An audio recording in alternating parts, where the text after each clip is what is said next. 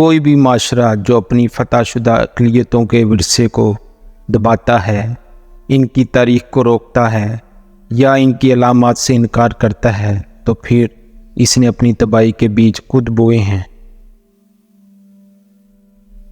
ہم یہاں پرامن ارادے کے ساتھ آئے ہیں، لیکن جنگ کے لیے تیار ہیں، اپنی غلطیوں کا بدلہ لینے اور اپنے ملک کو آزاد کرانے کے لیے پرعزم ہیں۔ نااہلی کو اکثر حکومتی حلقوں میں بہت زیادہ سمجھا جاتا ہے۔ انسانی دل کی گہرائیوں میں انصاف کی آگ جلتی ہے۔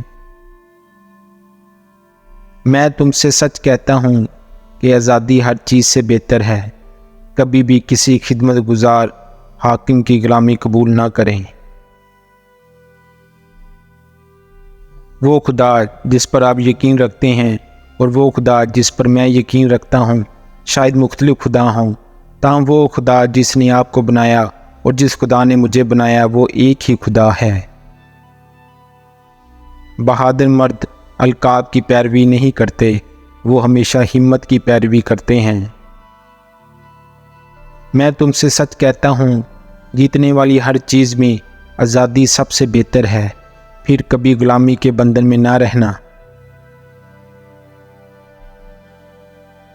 سچ سچ ہوتا ہے، چاہے جھوٹا ہی کہے۔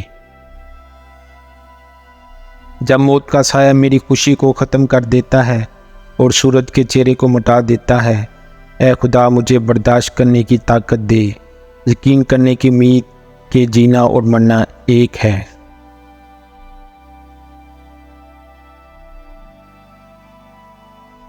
مرنا اس کے لیے بہتر ہے جو جینے کی قابلیت نہ رکھتا ہو۔ ہم سب مر جاتے ہیں، یہ صرف ایک سوال ہے کہ کیسے اور کیوں۔ میں غدار نہیں ہو سکتا کیونکہ میں نے کبھی انگریز بادشاہ سے وفاداری کی قسم نہیں کھائی۔ مجھے کچھ نہیں دیا گیا، خدا انسانوں کو وہی بناتا ہے جو وہ ہیں۔ ہر شخص مرتا ہے، ہر شخص واقعی زندہ نہیں رہتا۔ میرا دل پہاڑوں میں ہے، میرا دل یہاں نہیں ہے، میرا دل پہاڑوں میں ہرن کا پیچھا کر رہا ہے۔